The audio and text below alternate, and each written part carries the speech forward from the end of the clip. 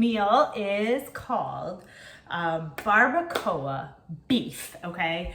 Or barbacoa, you can do it as a burrito bowl. You could actually just do a burrito if you really wanted to, with rice. You could do it without rice. Lots of choices on this one. Know that everything in this is gluten-free. It's very, very easy. The only thing that would even be dairy is if you chose to add cheese to the top, so also dairy-free. And this is a super clean meal, and I love it as a base because it allows for a lot of veggies to be added on the side, okay? So here we go. Here's how you're gonna prep your beef, okay? I am making this now, but if you are choosing to freeze this portion of the meal, you are gonna pretend that this is my Ziploc bag, right? Okay, so you're gonna put your beef in there, and I will also give you a little pro tip. The recipe calls for about 1.5 pounds of beef. We get beef from a farm. That's not the tip. But this is such an easy recipe to make once, double it up, triple it up, and then freeze the leftovers for other times. So that's what I'm gonna do today.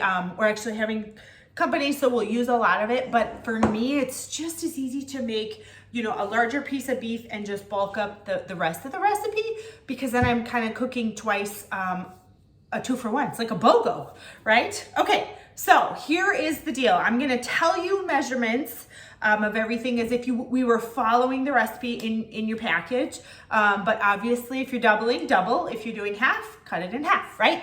Okay, so beef in the bag or in the pot, okay?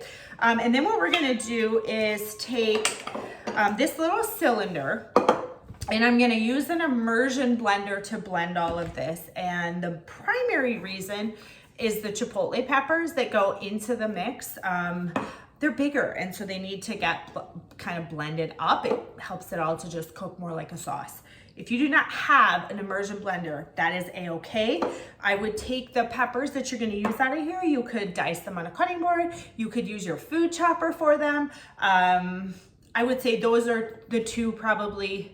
You could use a blender, but it's probably not worth dirtying your whole blender for 2 peppers. So those would be my recommendations if you don't have a food processor to do. But this is our Flex Plus, so part of it, and I love this cup that it comes with because the immersion blender fits right in there, but it's great for this. It's got measurements on the side, and so I like to use that, okay? Here we go. We're making the sauce, okay? We've got 1/2 cup of chicken broth, okay? Easy, right? And remember that I'm giving you doubles. I'm doing doubles, so don't watch. Listen, but don't watch, right? Okay, so for me, it's about 1 cup. No, it is 1 cup, but there we go. I kind of lost the measurements. Okay, next ingredient we're gonna do is apple cider vinegar. I'm sorry, you guys. Okay, so super easy, okay? 2 tablespoons of apple cider vinegar. I've got this handy dandy little cup here that measures up to 2 tablespoons. So 2 tablespoons right in there. Remember, I am doubling, so I'm just gonna quickly do that while you're not watching. Or if you are doubling, follow along, right? Okay, so 2 tablespoons of that. Then we've got 2 tablespoons of lime juice, okay? And this, if you guys have a citrus press, okay, I've juiced enough limes in my day to know that 1/2 of a good sized lime is about that 2 tablespoons. And so I'm simply gonna go ahead and just juice it right in there without measuring it. If you wanna measure it, please feel free to do that, okay? So super easy, citrus press in there, done. All right, next little tool we are gonna use is our garlic press. And if you're using an immersion blender, okay, you could get away with just throwing a peeled clove into this and it will blend it up. I personally don't like to take the time to peel them. And so I'm not going to. I'm gonna mince them on the press. And if you are wanting to not deal with fresh garlic at all and just use minced garlic, you absolutely can do that as well. Okay, so let me grab one little thing. Okay, if you have this tool, you know it comes with this handy dandy little scooper outer, a really technical term. Mine got stuck in the bottom of the dishwasher, and I decided after it was stuck in there that I wasn't gonna keep it. So I've resorted to using a knife, which for the most part works perfect. I just dig out the clove, but I also noticed, like when I use my garlic press a lot, there's a lot of really good garlic right there, okay? So 2 cloves is what you want for this recipe. So 1, 2 on that. Okay, you guys probably saw I actually snuck those both in there. Okay, 2 cloves of garlic, check, check. Okay, we've got that. Okay, and then we've got our chipotle seasoning, and we're gonna do 2 teaspoons of this.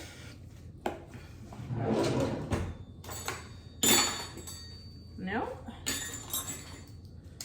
Okay, I grabbed the wrong one. So 1, 2, and then 2 more for my double up. Okay, 2.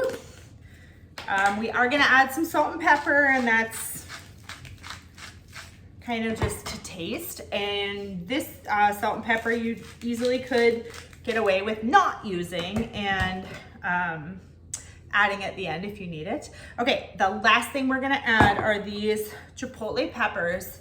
Okay, and I will tell you, these have a little bit of a kick to them. So if you follow the recipe, it's not too spicy. It definitely is, it has a kick. Okay, but here's what these look like. Okay, so they just kind of come out, they're in a sauce. The sauce almost, is almost like a, barbecue sauce is what it really looks like if you ask me. So 2 peppers is what the recipe calls for. If you really love spicy food, by all means, add more, even add some of the sauce. If you do not want it as spicy because kids are eating this, just maybe start with 1 and see how that works for your family. Okay, so there's our sauce mix, and then I'm just gonna take this and we're gonna blend it up. It's gonna chop those peppers for us as it goes.